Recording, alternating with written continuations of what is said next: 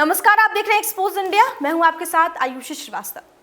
लद्दाख में भारतीय सरजमी पर कब्जा करने के फिराक में लगे चीन को अपने कदम पीछे हटाने पड़ रहे हैं। वास्तविक नियंत्रण रेखा पर हजारों सैनिकों की तैनाती के बाद अपने मंसूबे में कामयाबी नहीं मिलने के बाद चीनी ड्रैगन करीब 2 किलोमीटर पीछे हट गया है। यही नहीं, अब तक आक्रामक रुख अख्तियार करने वाली चीनी सेना 3-4 दिनों से शांत है। आइए जानते हैं कि आखिर ऐसा क्या हुआ कि चीनी ड्रैगन पीछे हटने को मजबूर हो गया। दरअसल लद्दाख समेत भारतीय सीमा के सभी प्रमुख स्थानों पर चीन इंच इंच आगे बढ़ने की रणनीति पर काम कर रहा है। चीन की ताजा हरकत भी इसी से जुड़ी हुई है। डोकलाम की तरह से इस बार भी चीन को उम्मीद थी कि वो भारतीय क्षेत्र पर कब्जा कर लेगा, लेकिन ऐसा होता दिखाई नहीं दे रहा है। चीन के कदम वापस खींचने के पीछे क्या है वजह? दरअसल चीन के अपने कदम वापस खींचने के पीछे 3 प्रमुख वजह है। पहली वजह भारतीय सेना की जोरदार जवाबी तैयारी है। लद्दाख में पिछले महीने की 5 तारीख को और फिर सिक्किम में 4 दिन बाद 9 तारीख को चीनी और भारतीय सैनिकों के बीच हिंसक झड़प हुई। सिक्किम का विवाद तो नहीं बढ़ा, लेकिन लद्दाख में गलवान और त्योयांग शो लेक के पास एलएसी पर चीन ने आक्रामकता दिखाई है और दबाव की रणनीति के तहत अपने सैनिक बढ़ाने शुरू कर दिए। बताया जा रहा है कि चीन ने एलएसी पर 5000 सैनिक भेजे हैं।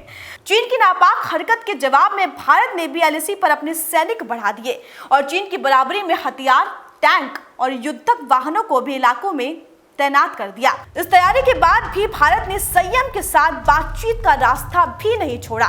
गतिरोध को खत्म करने के लिए 6 जून को दोनों देशों के लेफ्टिनेंट जनरल रैंक के अधिकारियों की बातचीत होने जा रही है। बता दें कि इस विवाद की शुरुआत के बाद अब तक 10 दौर की बातचीत हो चुकी है। अंतर्राष्ट्रीय मामलों के विशेषज्ञ कमर आगा ने चीन की चालबाजी को लेकर कहा है कि चीन के साथ हमेशा से ये रहा है कि उसके साथ अगर कोई देश नरमी से आता है तो वो बढ़ चढ़ जाता है और अगर आप सख्त रवैया अपनाते हैं तो वो पीछे हट जाता है। चीन की गीदड़ बक्की देने की पुरानी आदत है। हालांकि ड्रैगन के साथ सख्ती दिखाने पर वह सही रहते हैं। उन्होंने कहा कि चीन अपने विस्तारवादी नीति को आगे बढ़ाने में लगा हुआ है।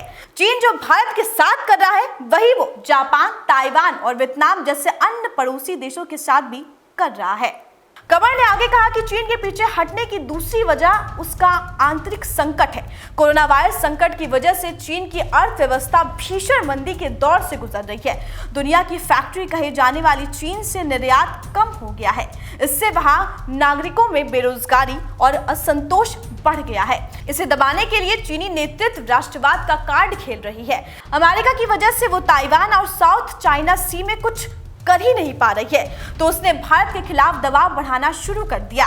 उन्होंने बताया कि चीनी राष्ट्रपति शी जिनपिंग के सपने को पूरा करने के लिए चीन ने अरबों डॉलर खर्च कर बेल्ट एंड रोड परियोजना शुरू की है, लेकिन उससे कोई फायदा होता नहीं नजर आ रहा है। इससे चीन पर आंतरिक स्तर पर दबाव लगातार बढ़ता जा रहा है। चीन के रुख में नरमी की तीसरी वजह दुनिया की ओर से बढ़ता चौतरफा दबाव भी है।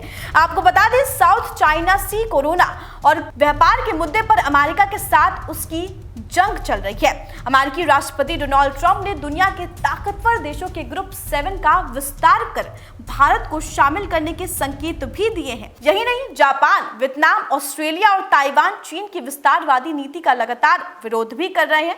चौतरफा घिरा चीन इस समय दुनिया की सबसे बड़ी सेना रखने वाली भारत से जंग का खतरा मोल नहीं ले सकता। चीन भारतीय बाजार को भी नहीं खोना चाहता। इसी वजह से उसे लद्दाख में अपने रुख में नरमी लानी पड़ रही है। इस खबर में इतना ही। आप बने रहिए हमारे साथ। Hi guys, this is Alia Bhatt. You're watching Expose India. Keep watching.